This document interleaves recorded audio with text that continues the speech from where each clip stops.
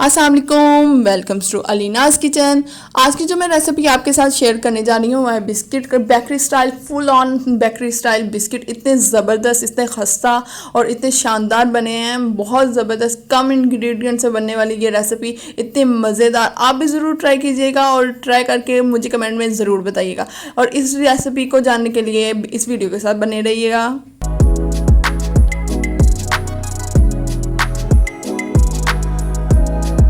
इसके लिए हमें चाहिए होगा मैदा, घी, आइसिंग शुगर, अंडा और कोको पाउडर और फूड कलर और आइसिंग शुगर।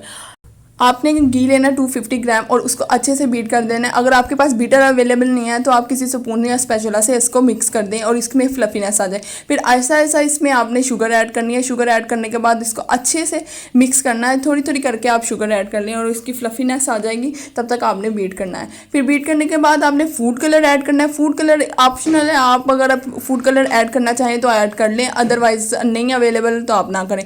आपने फिर देन कस्टर्ड पाउडर ऐड करना है। कस्टर्ड पाउडर ऐड करने के बाद आपको इसको अच्छे से बीट कर लें। फिर एग एक ऐड कर लें, उसको अच्छे से। मैंने थोड़ी सी जर्दी निकाल ली थी, बाकी का एग पूरा मैंने डाल दिया था। फिर उसके बाद आप मैदा थोड़ा थोड़ा करके डाल के उसको अच्छे से बीट कर लें।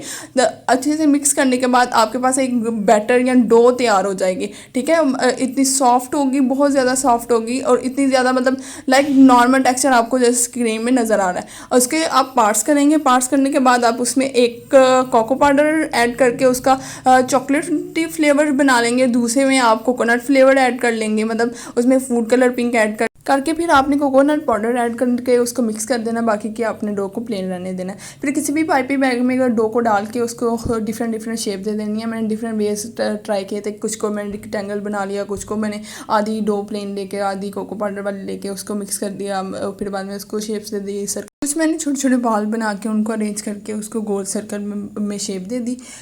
आप एक बड़ा सा बर्तन लेंगे, उसको प्री हीट कर लेंगे 10 से 15 मिनट के लिए। फिर आपने अपनी ट्रे रखनी है। उसको 15 मिनट के बाद आपके बिस्किट रेडी हो जाएंगे। जब आपने सेकंड टाइम के लिए रखना है तो आपने सेकंड टाइम के लिए आपको इसका टाइमिंग कम कर देनी होगी।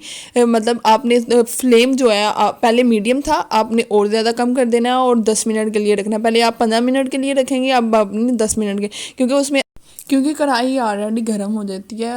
अब आपके जो बिस्किट बनेंगे वो बहुत खस्ता बनेंगे। आपने इन चीज़ों का ख्याल रखना है तो आपके बिस्किट बहुत ज़बरदस्त बनेंगे।